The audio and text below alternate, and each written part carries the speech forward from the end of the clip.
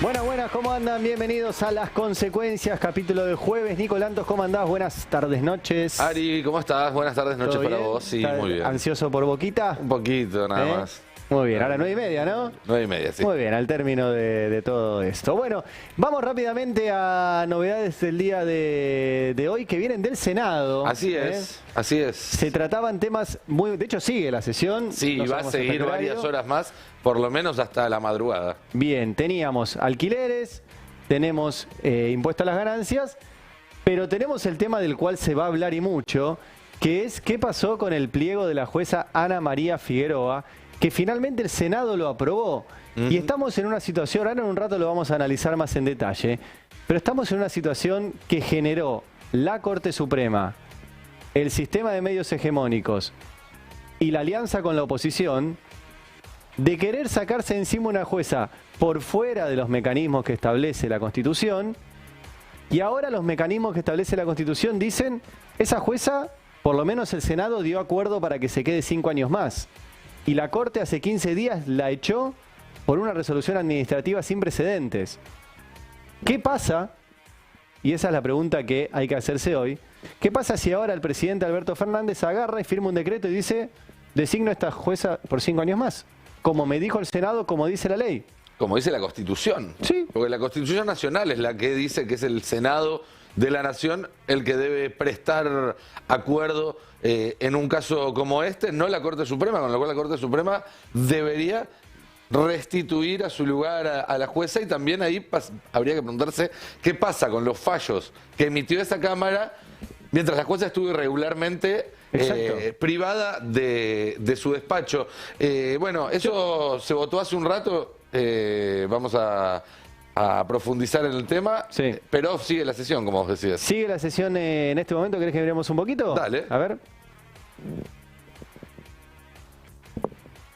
Está hablando José Neder, senador por Santiago del Estero, del Frente de Todos. Lo que se está discutiendo en este momento es justamente la modificación del impuesto a las ganancias. Quizás el proyecto más importante o más políticamente relevante de los varios que se están tratando hoy, además del acuerdo de la jueza. Recordemos también la modificación a la ley de alquileres, entre otros proyectos que van a pasar por el Senado en esta sesión maratónica. Sí, estuvo divertido, no sé si pudiste ver el inicio de, Sí. de la sesión, porque la oposición amenazó con no dar quórum. Y de hecho casi lo logran, y finalmente el oficialismo logró los 38 diputados que estaban ahí, y en medio de la apertura, por ahí lo podemos ver, en medio de la apertura de la sesión y que se izaba la bandera, entraron los senadores opositores. Mira, compartamos un poquito qué es lo que pasó. Buenas tardes a todos y a todas. Con la presencia de 38 señores senadores y señoras senadoras, damos comienzo a la sesión del día de la fecha. Invito a la senadora por Salta, Nora Jiménez, a izar el pabellón nacional y a mantenernos de pie hasta entonar las estrofas del himno. Buenas tardes, ¿cómo les va? ¿Qué tal? ¿Tanto tiempo? Bueno, directo al TikTok, ¿no? Sí, fue directo al TikTok. ¿Qué tal tanto tiempo? Sí. Otra frase que deja Cristina, que cada vez que se sienta ahí en la presidencia del Senado no pasa desapercibida. La No. verdad es que había tenido este cruce con Martín Lustó. Sí, sí, bueno, sí, sí. Es todo un hecho. Hoy ella estuvo ahí porque realmente era muy justo el conteo. Finalmente, de hecho, el pliego de la jueza Ana María Figueroa salió por desempate, solo que la que desempató fue Claudia Ledesma de Zamora, Claro. que estaba como presidenta Mirá, fíjate si provisional. desempataba Cristina. Ahí se No, armaba un bueno, quilombo. era una posibilidad, ¿eh? Hasta Claro. último momento era una posibilidad que estaba tan fino el recuento, Sí. que si había un voto menos o alguna abstención de algunos de lo que votó positivo, Cristina iba a tener que entrar a desempatar con todo lo que eso Menos hubiera mal, sí, significado. porque ahí tenía un conflicto de interés Cristina.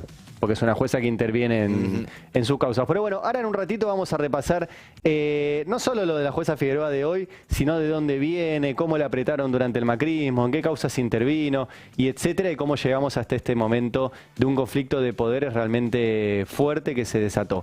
Pero hay otro tema importante. Ustedes vieron que, por un lado, el último anuncio de Sergio Massa antes de la veda electoral fue el refuerzo para informales, que se va a pagar pidiéndoles un adelanto de ganancias a los sectores que más ganaron durante la pandemia, los bancos, las financieras, las compañías de seguro. O sea, que se empieza a distribuir un poquito más y que por lo menos el dinero que va para los sectores más necesitados salga de un anticipo de ganancias de los sectores más ricos. Bueno, también ingresó un proyecto al Congreso para empezar a regular que las grandes empresas de la Argentina paguen impuestos como corresponde. Ustedes me dirán, ¿pero pagan?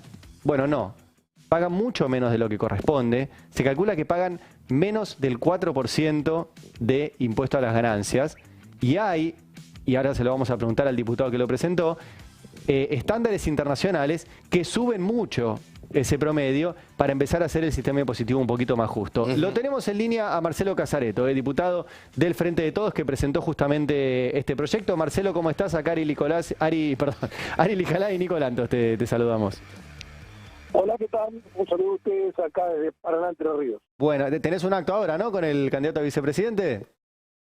Sí, yo recién llegué desde Buenos Aires, lo estuvimos hoy en comisión. Y recién llegó Agustín Rossi también, que venía de Corrientes, ahora en Paraná, así que en 10 minutos tengo que estar ahí. Muy bien, bueno, te aprovechamos rápido. ¿Puedes contar un poquito de qué se trata el proyecto que presentaste y cuál es el fundamento para que empiecen a pagar más impuestos las grandes empresas? Bueno, ustedes saben que a nivel internacional los principales países del mundo están agrupados en el G20. Y a partir de ahí, los países más importantes dan instrucciones a la OCDE, que es la Organización para la Cooperación y el Desarrollo Económico. Una preocupación común que tienen las grandes potencias, Estados Unidos, Alemania, Japón, los que están en el G20, dentro de los cuales está también la Argentina, es que las grandes corporaciones, por distintos mecanismos, evitan pagar impuestos a las ganancias y buscan desplazarse de la zona de altas tasas impositivas hacia la zona de menores tasas impositivas. Entonces nadie tiene una gran corporación si no tiene ganancias. Claro. Entonces, si vamos a las últimas reuniones, en 2015 en Los Cabos, México, en 2018 en Argentina, ustedes se acuerdan que se hizo el G20 acá, y así las sucesivas reuniones en Hamburgo, Alemania, el año pasado se hizo en la isla de Bali, en Indonesia. Se fueron aprobando estándares, Pilar 1 y Pilar 2, en el cual lo que finalmente el Pilar 2 establece es que debe imponerse una imposición de impuesto a la ganancia del 15% de la ganancia contable que tienen las grandes corporaciones a nivel mundial. Y esto es una recomendación que firmaron el G20 y después 139 países del mundo. Por supuesto, cuando uno mira qué es lo que pasa en la Argentina, que es lo que en definitiva a ustedes les interesa más, o a los que nos están escuchando, las corporaciones sí pagan 2, 3, 4% de sus ventas como ganancias, porque utilizan mecanismos de tomar quebrantos, de tomar deducciones, de hacer ajustes por inflación. Bueno, pero cuando tienen que decir el monto a pagar, no pagan casi nada. Claro. O sea que en definitiva el sistema impositivo argentino termina con en el IVA que paga el común de los mortales, en ganancias que pagan los trabajadores y demás. Entonces, en este punto, cuando Sergio Massa está diciendo, yo quiero bajar la carga impositiva de ganancias sobre los trabajadores, entonces, por derecha, ¿cómo nos corren? Nos dicen, pero eso hay que financiarlo, ¿y dónde van a sacar los recursos? Bueno, vamos a bajar el IVA a los productos de la canasta familiar para trabajadores y jubilados. Y estaría bien, pero el costo fiscal de la medida.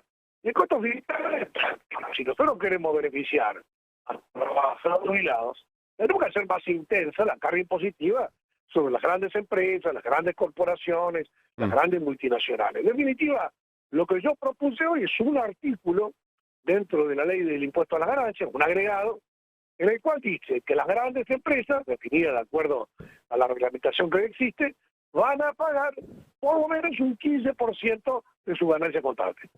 Para hacer ganancias, si ganamos tanto, entonces el 15% tienen que pagar. Y bueno, y después que impute lo que fuera y todas los artilugios impositivos que mis colegas contadores son muy habilidosos para resolver. Ahora, entonces, Marcelo... Yo lo presenté solo, como diputado nacional, y rápidamente empezaron a llegar mensajes de mis colegas.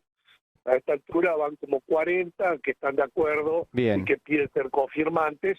Por lo tanto, yo le mandé un mail a cada diputado de todos los bloques y estoy esperando a ver si algún diputado de algún otro bloque coincide con la posición que yo planteé. Bien, entonces pasando en limpio, hoy en día las empresas están pagando menos del 3%, 3-4% de impuesto a las ganancias. La idea es establecer en la Argentina el estándar internacional que está planteando 15%. Exacto. Bien. Y para los que se ponen en una posición pro mercado, esta es la posición de Estados Unidos y Norteamérica. Perfecto. Esta es la posición de Alemania, esta es la posición de Francia, la posición de Italia, esta es la posición de China, de Japón, de cualquiera de los integrantes del G20 o de los 139 países del mundo que están planteando. Marcelo, la modificación del impuesto a las ganancias ya pasó por la Cámara de Diputados. Este es un proyecto que corre por otro camino. ¿Están pensando en algún plazo? ¿La idea es que se discuta y que se apruebe durante este año o lo están pensando algo para el año que viene? Mira, todo es ya. Nosotros, por ejemplo, el tema de ganancias y el tema del IVA, ustedes saben que por leyes le hemos dado facultades delegadas al Poder Ejecutivo. O sea que esto, hoy, por ejemplo, repasamos lo de IVA, ya se está aplicando. O sea, en este momento podemos decir que ya se han devuelto 15.000 millones de pesos de impuesto de IVA sobre la canasta familiar a más de 10 millones de personas. Eso ya se hizo en estos días. Se hizo por la vía del decreto de acá hasta fin de año. Ahora, para que tenga esta continuidad hay que aprobar la ley. Por eso hoy empezamos a tratar la ley para que tenga vigencia a partir del 1 de enero en adelante. El tema de ganancias, también Sergio Massa y Alberto Fernández firmaron el decreto por el cual desde el 1 de octubre se sube el mínimo imponible a 15 salarios mínimos, que era 1.780.000 pesos, hasta ahí nadie paga ganancias, y que ahora con la suba del salario mínimo vital y móvil que se anunció ayer, va a estar en 1.980.000 pesos. O sea que está subiendo también el valor de los salarios. Hasta ese monto no van a pagar impuestos a las ganancias. Pero para que tenga esto vigencia, más allá del 31 de diciembre, tiene que salir la ley. Nosotros la semana pasada aprobamos la ley y ahora lo estaba tratando el Senado. No sé cómo está la sesión, pero están avanzando que lo van a aprobar hoy. Muy bien. Marcelo, muchísimas gracias. Te liberamos, que sabemos que tenés ahí el acto con el candidato a vicepresidente. Gracias por atendernos. Bueno, muchas gracias. Un abrazo para todos. Bueno, era Marcelo Casareto, diputado nacional del Frente de Todos. Súper interesante este proyecto. La verdad que sí. Porque de vuelta es lo que él decía. No es una idea nuestra ni nada. O sea, lo plantea la OCDE, los países del G20, y es un piso impositivo para las grandes empresas que con su contabilidad creativa logran pagar mucho menos impuestos que lo que les corresponde. Y además, Ari, déjame decir algo. Es una ley, un impuesto que tiene un impulso global. Acá no te pueden decir, no, es este gobierno comunista, socialista, antiempresa, anticapital. No, esto es algo que está impulsando Estados Unidos, Alemania, Japón, Gran Bretaña. Los grandes países del capitalismo financiero que ven que si no hacen este tipo de cuestiones, bueno, se le van ¿a dónde? A paraísos fiscales. Todas las empresas ponen sus sedes en paraísos fiscales y de esa manera evaden impuestos. Nos pasa acá y les pasa también en el primer mundo. Con esta ley tiene que venir un anexo, o por lo menos un artículo, no sé, que es, ¿cómo se llama? Que las empresas paguen impuestos en el lugar donde producen. Sí. Porque ese es el gran tema. Por ejemplo, ¿qué hace Techin? Techin produce acá, porque le es más barato en dólares. Pero después está controlada por una sociedad en Luxemburgo, controlada a su vez por una fundación en las Antillas Holandesas. Así es. Donde no tiene ninguna fábrica en las Antillas Holandesas. Ahora, ¿querés pagar impuestos en las Antillas Holandesas que es cero? Poné la fábrica ahí. ¿Vos decís que la familia Roca no tiene antepasados en las Antillas Holandesas, algún tipo de vínculo? Venían de Italia. Tal vez hicieron el barco, Sí, ¿viste? pasaron por ahí. Pero bueno, son esas mamushkas de sociedades que son justamente para evadir impuestos en los lugares de origen. Bueno, ¿qué tenemos? ¿Tenemos tanda? Podemos repasar también lo que está pasando en el Senado, ¿no? Ah, a ver, dale, perdón. Ya de muchos años.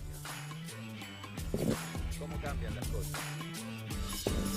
Bueno, ahora vamos en un segundo a la Cámara de Senadores. Ahí estaba Flavio Fama, senador por Catamarca. 15.000 millones de pesos acá a fin de año y va a perder 45.000 millones de pesos en el año 2024.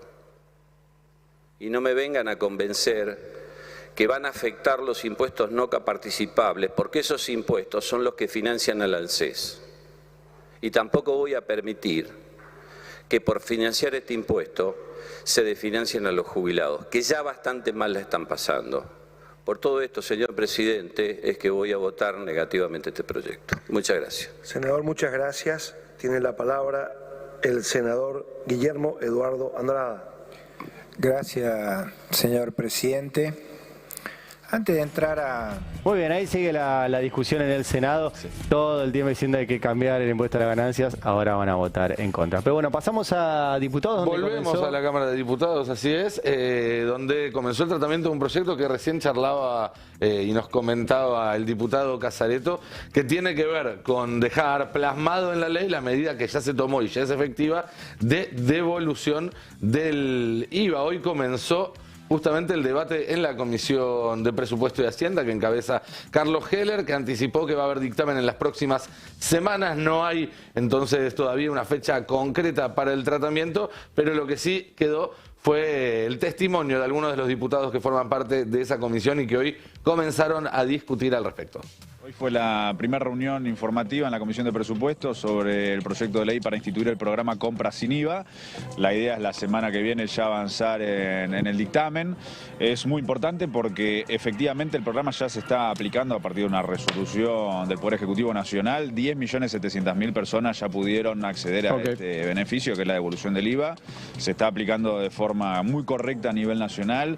En mi caso en particular estuve consultando hoy con delegados de comedores, merenderos, cooperativas, de barrios populares de todo el país y me dicen que la gran mayoría están pudiendo acceder correctamente y muy rápidamente, por lo cual es muy importante, teniendo en cuenta la inflación en alimentos que venimos sufriendo, este tipo de medidas. Somos de los que consideramos que son el tipo de impuestos que hay que eliminar, ¿no? Que efectivamente son impuestos regresivos y que justamente se viene recargando hace muchos años, ¿no? Una estructura tributaria que trabajadores, trabajadoras, jubilados, desocupados.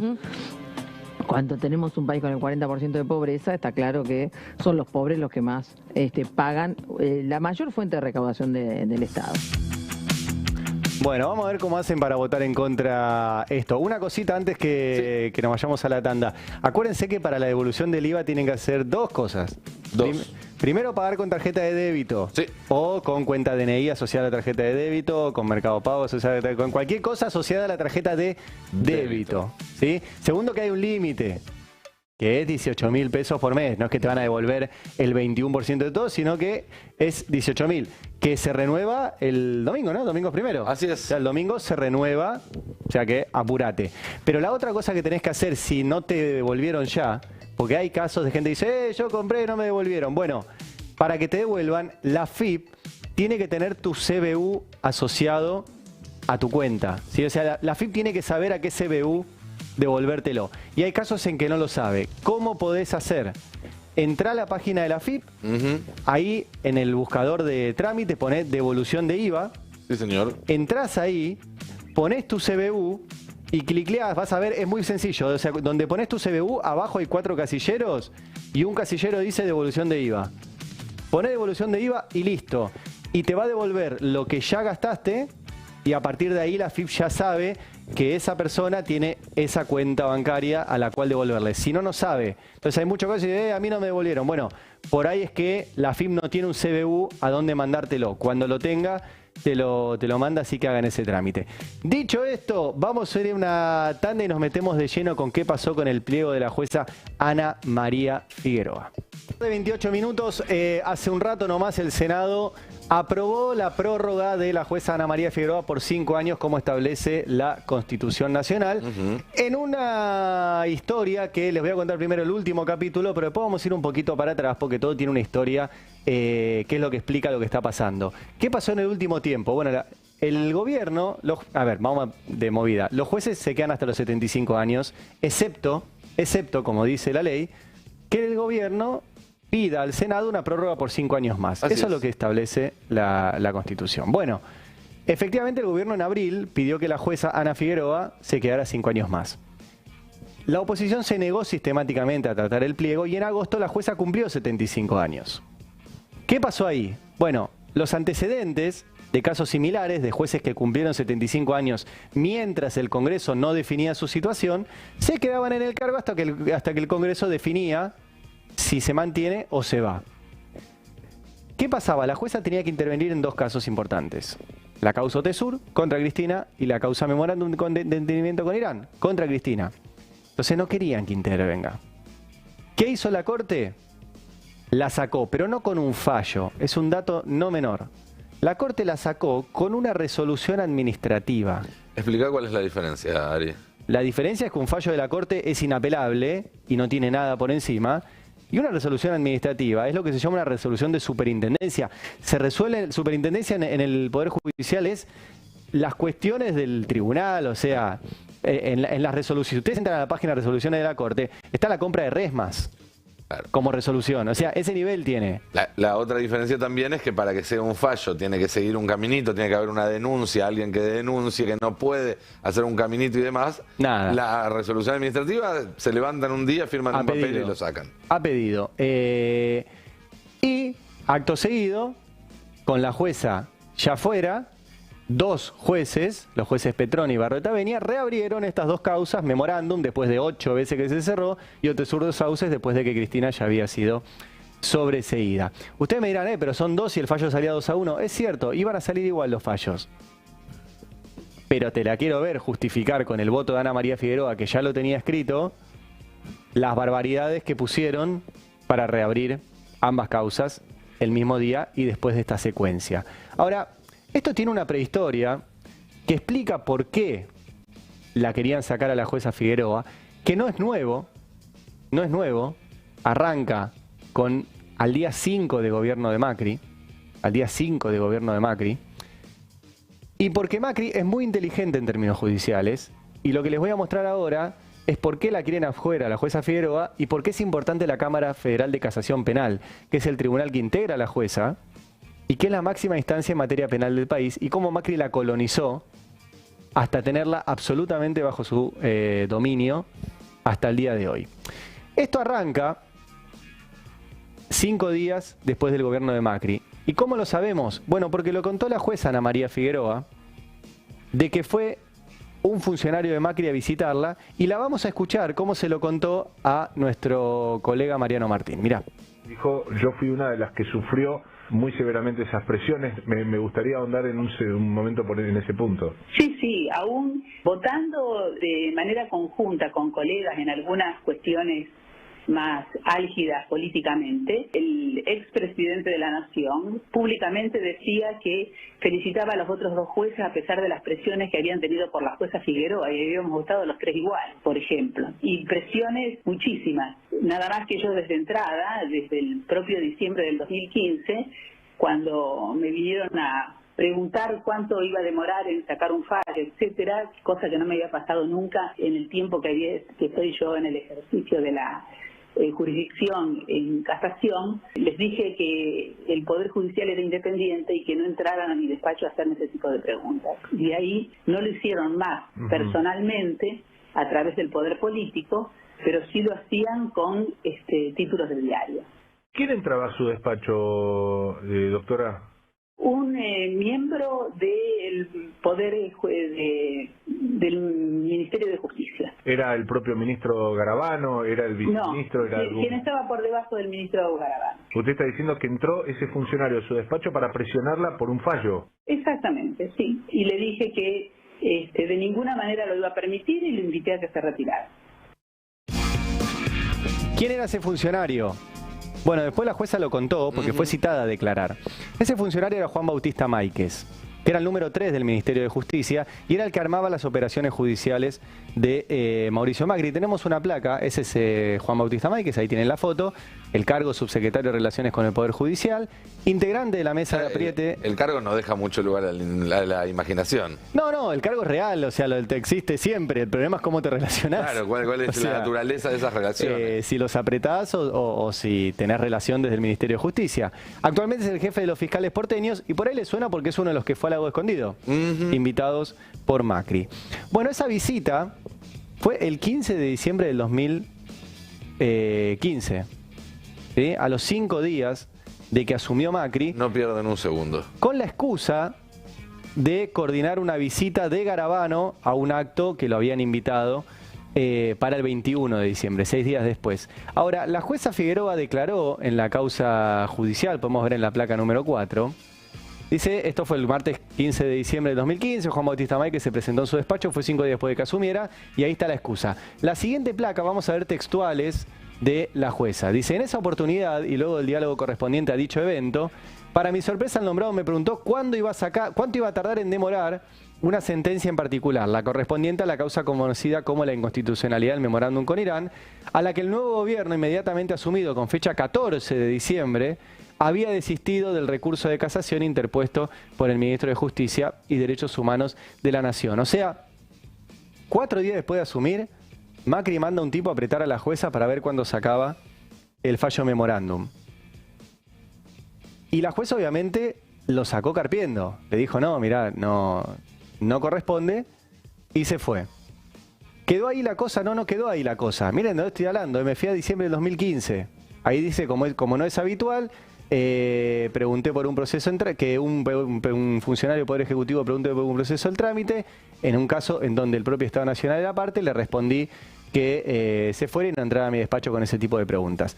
¿Qué pasó a continuación? ¿Qué pasó? Bueno, Macri no se quedó de brazos cruzados y lo primero que hicieron fue iniciarle 3 causas a la jueza Figueroa en el Consejo de la Magistratura.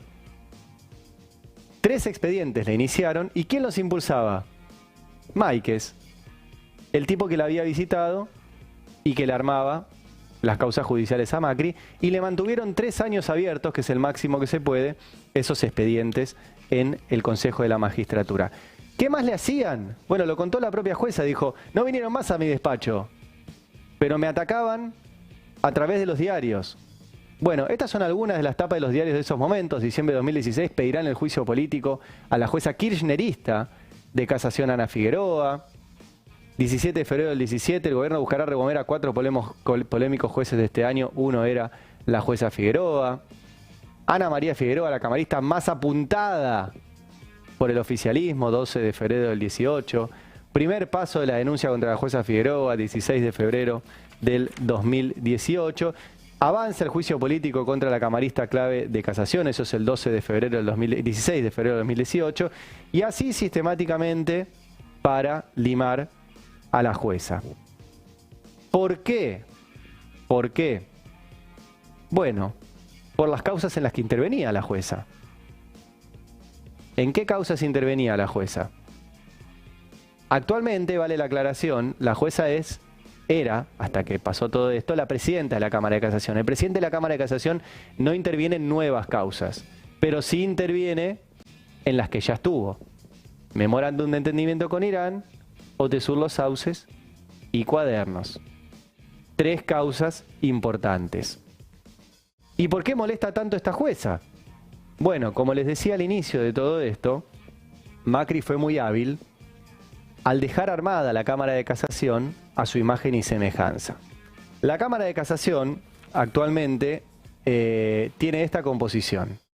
La presidenta era Ana María Figueroa, el vicepresidente primero es Mariano Borinsky, el que visitó 16 veces a Macri en Olivos y que fue el que reabrió la causa memorándum después de reunirse con Macri. El vicepresidente segundo es Daniel Petrone, designado por Macri y que reabrió las causas Otesur y memorándum. Diego Barreta Benia, designado por Macri, reabrió las causas Otesur y memorándum.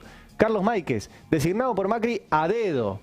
Máiquez era el ministro de Justicia de la provincia de Buenos Aires de Vidal. Y Macri lo puso a dedo. Guillermo Jacobucci, designado a dedo, por Macri. Y la última, para que terminemos la placa de casación antes de la nota. Ángela Ledesma y Alejandro Slokar son los únicos dos que no le responden a Macri. Juan Carlos Geminiani, alineado con Macri también, y varias denuncias de violencia de género. Gustavo Hornos, el que visitó a Macri en Olivos y en La Rosada. Javier Carbajo, designado por Macri. O sea que si sacan las cuentas, Macri dejó a 6 de 11, ahora 10, jueces designados por él. Y los que no los designó son Borinsky y Hornos, que son los que se juntaban con él en Olivos. Así que también le responden. Todo esto es la previa de por qué terminamos ahora, incluso con todo el proceso que les conté antes, de la oposición no votando el pliego, de la Corte sacándolo por una resolución administrativa, y ahora el Senado hizo lo que tenía que hacer, que era resolver. Bueno, finalmente resolvió, como dice la ley, que a la jueza Figueroa se puede quedar 5 años más. ¿Qué pasa ahora? Bueno, se lo vamos a preguntar a Juan Martín Mena, que es el viceministro de Justicia y que está en línea con nosotros. Hola Juan, acá Ari Lijalat, Nicolantos, te saludamos. Buenas tardes, Ari y Nico, ¿cómo están? Buenas. Bueno, ¿qué pasa ahora? Porque para el Senado la jueza se puede quedar 5 años, falta obviamente que el presidente, ¿no?, firme un decreto revalidando esto, pero ¿qué vale más, el Congreso o una resolución administrativa de la Corte? Bueno, sí, es la gran pregunta de todo el mundo. Es lo que sucede cuando la Corte, como en otros antecedentes que ya vivimos, se mete por la ventana para satisfacer intereses políticos muy por encima de su función, que es la de resolver, tanto administrativamente como órgano de superintendencia del Poder Judicial, como también jurídicamente cuando tiene un caso. Bien, en este caso no tuvo nada de eso y se puso en una acordada administrativa, como bien vos decías, a definir ni más ni menos que una interpretación constitucional de una norma en un caso donde no tenía que intervenir, porque en todo caso era el Consejo de la Magistratura el que tenía que resolver. Y que vos te hagas esa pregunta, Ari, respecto de qué pasa ahora, bueno, es justamente el fruto de cuando la Corte se mete por la ventana y altera el normal funcionamiento de las instituciones de nuestro país, porque como bien vos decías, hubo antecedentes, hay antecedentes consolidados respecto de este problema, porque desde la Constitución del 94, en los propios debates de los constituyentes, incluso el propio Alfonsín opinó sobre esta cuestión, y primó la interpretación de que, por supuesto, que no era un cese automático, sino que la idea era fijar un límite temporal, etario, de edad, pensado en el caso de que una persona a esa edad no llegue con las mejores facultades para ejercer la magistratura, pero que de ninguna manera tenía que interpretarse como un cese automático. Por eso hay un proceso en el que el Poder Ejecutivo tiene que decidir enviar nuevamente el pliego para revalidarlo por 5 años y el Senado prestarle el acuerdo. Y así se manejó desde 1994 hasta el año 2023, sin ningún problema. Y tenemos antecedentes muy recientes, los casos Gonzón, Imas, Mora y otros tantos, que el acuerdo del Senado vino 2, 3, 4 meses, hay casos de más tiempo, de 10 meses después de la fecha del cumpleaños 75, pero que si el Poder Ejecutivo ya había decidido renovarlo y el Senado estaba haciendo el trámite para el cual tiene la atribución constitucional, debía completarse para no invadir las facultades de otros poderes. Claro, la diferencia es que esos antecedentes no tenían causa contra Cristina. La diferencia es que no había interés político, efectivamente.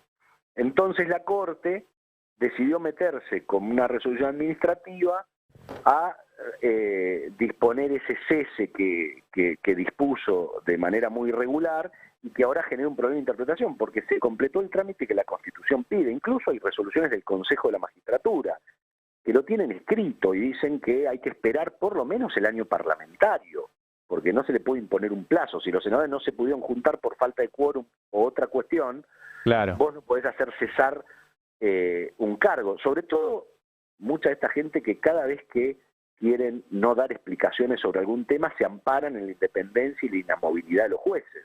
Evidentemente el principio de inamovilidad de jueces no funciona para todos igual. La Corte lo que hizo fue alterar ese sistema, lo mismo hizo en su momento, ¿te acordás?, cuando quiso, para darle protección y garantizarle la banca a Brulli Bertuzzi, dijo, todo esto es ilegal, pero quédense. y alteró todo el sistema de traslados de la República Argentina. Hay más de 50 jueces que no saben cuál es su condición, gente que ha sido trasladada hace 30 años. Pero en ese caso, Juan, perdón que te interrumpa, pero en el caso de Bruli Bertús y todo eso, por lo menos firmaron un fallo. Esto es una resolución administrativa. Yo leo las resoluciones, son para una licencia, para pagar los celulares. Sí, perdón que te interrumpí, Ari. La Corte, en el afán de cumplir con sus mandantes, actúa desesperadamente. En este caso, como no tenía caso, decidieron dar un paso más y cometer otra ilegalidad, otra barrabasada en términos jurídicos, que es resolver esto a través de una decisión administrativa. Movieron un juez con el mismo formato y de la misma manera con la cual asignan un contrato o cambian un auto en la Corte. Claro. Con esa misma liviandad y el mismo acto administrativo decidió mover un juez que llegó, una jueza en este caso, que llegó por concurso cumpliendo con el trámite constitucional. Mirá, hoy el senador Mayans, el presidente de nuestro bloque en el Senado, fue muy categórico y dijo algo así, refiriéndose a sus colegas senadores, que se amparan en cuestiones técnicas falsas, en falsos debates jurídicos, cuando en rigor lo que están haciendo es respondiendo a una justicia y grupos concentrados de poder a los que están directamente sometidos.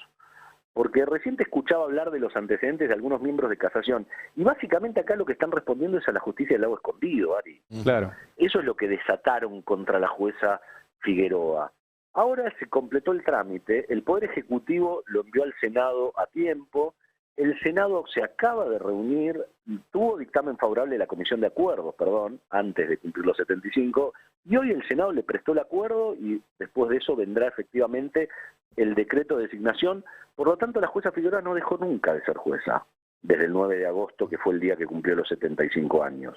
Ahora veremos cómo se encara la situación para la inmediata puesta en funciones de la doctora Figueroa, sobre todo, insisto, como te decía hace un ratito, los defensores de la República, cuando tienen intereses políticos inescrupulosos que no pueden confesar, deciden cargarse la Constitución, la ley y los antecedentes sin ningún tipo de conflicto. Porque acá de lo que se trata es de estar en juego en este momento la igualdad ante la ley, la no discriminación. Digo, ¿cómo van a justificar que el año pasado el Consejo de la Magistratura y la Corte no dijeron absolutamente nada y validaron que un acuerdo llegue 12 meses después de haber cumplido los 75 años? ¿Cómo van a escribir o cómo van a impedir el ejercicio del cargo de la doctora Figueroa por 25 días de atraso en el acuerdo del Senado? ¿Me entendés? O sea, vamos a tener que entrar ahora necesariamente en esa discusión, que esperemos que se resuelva muy pronto para el normal desenvolvimiento del Servicio de Justicia.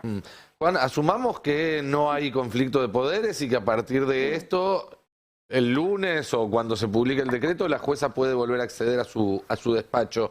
¿Qué pasa con lo actuado por ese tribunal en este tiempo? Específicamente te pregunto por la reapertura de las 2 causas contra Cristina Fernández de Kirchner.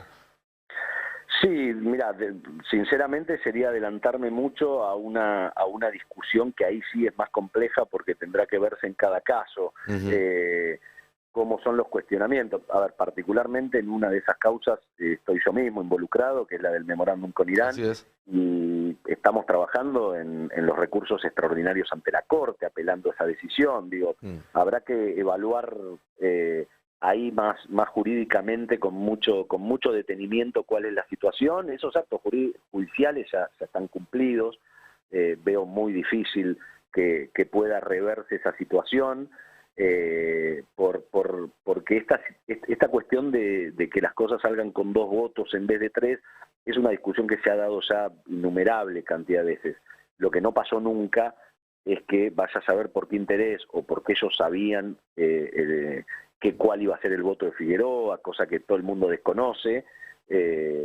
Quizás por alguna información que tenían necesitaron desplegar toda esta ilegalidad y cargarse la Constitución y la igualdad ante la ley por el afán de sacar un voto, un 2-0 en vez de un 2-1, un 3-0. ¿Qué clase de información sería? ¿Qué querían pretender? Sí, el diario Clarín lo viene adelantando hace muchos meses, evidentemente tiene buenas fuentes en esa sala de la Cámara Federal de Casación respecto de las causas, pero creo que todo eso son mentiras muy burdas, Nico.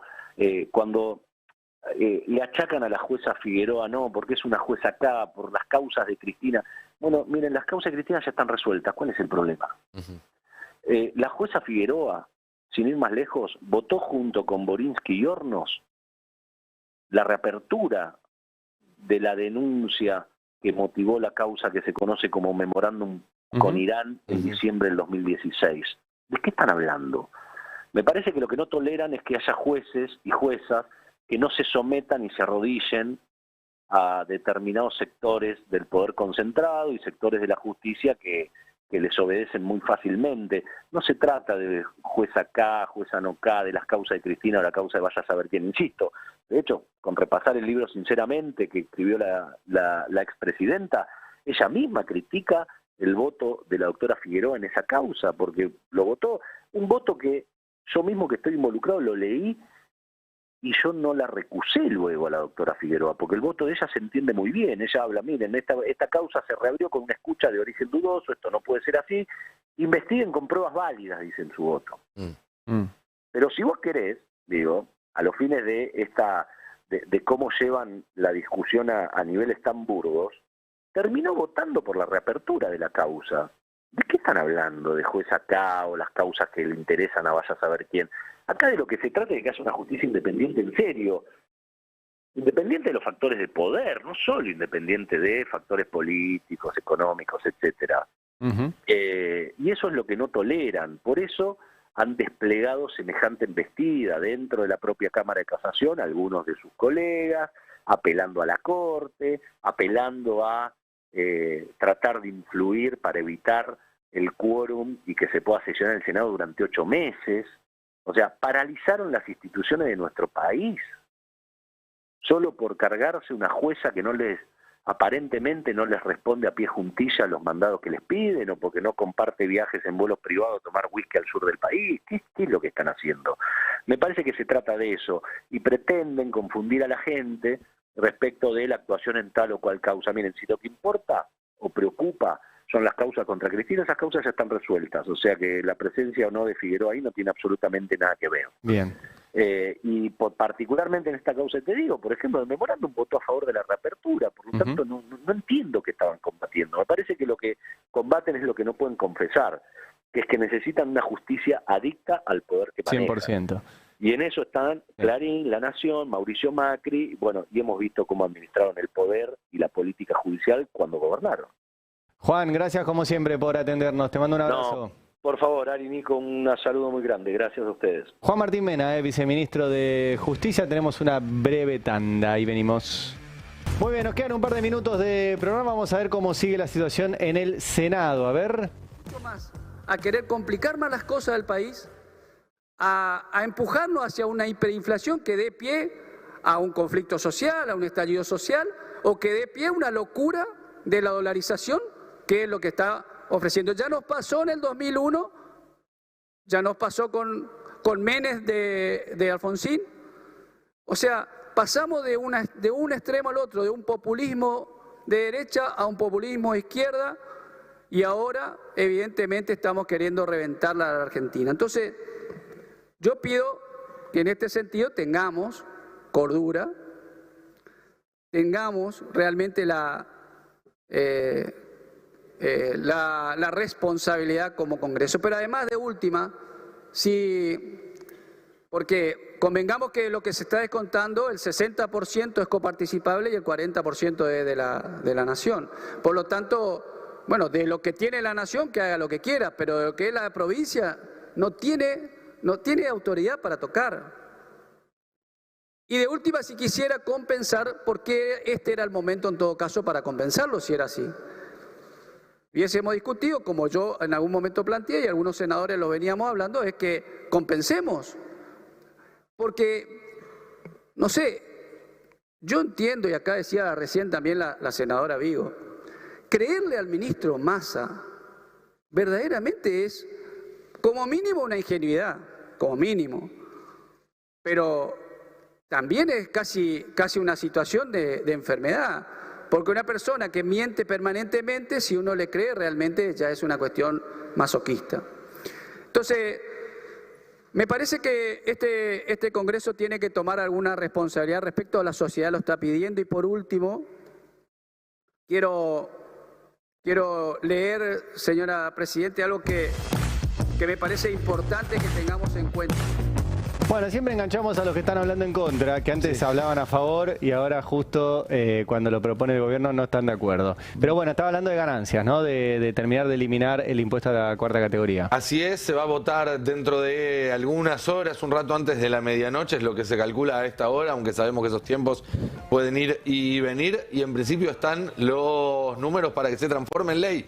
Hoy la eliminación de la cuarta categoría del impuesto a las ganancias y la creación de un impuesto a los mayores ingresos. Más tarde en la madrugada se va a discutir la ley de alquileres, que no se va a transformar hoy en ley porque en principio están los números para modificar el dictamen que llegó de diputados, hacerlo un poco más amistoso con los inquilinos y devolverlo a la Cámara Baja.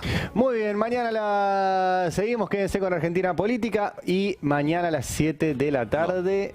No, porque mañana es viernes. Mañana es viernes. Chicos, no les conté, mañana también... Nah, mentira. Bueno, nos reencontramos el lunes, el domingo también hay programa especial en la cobertura del debate, así que sigan aquí en el Destape. Chau, chau. Un país unido por la radio.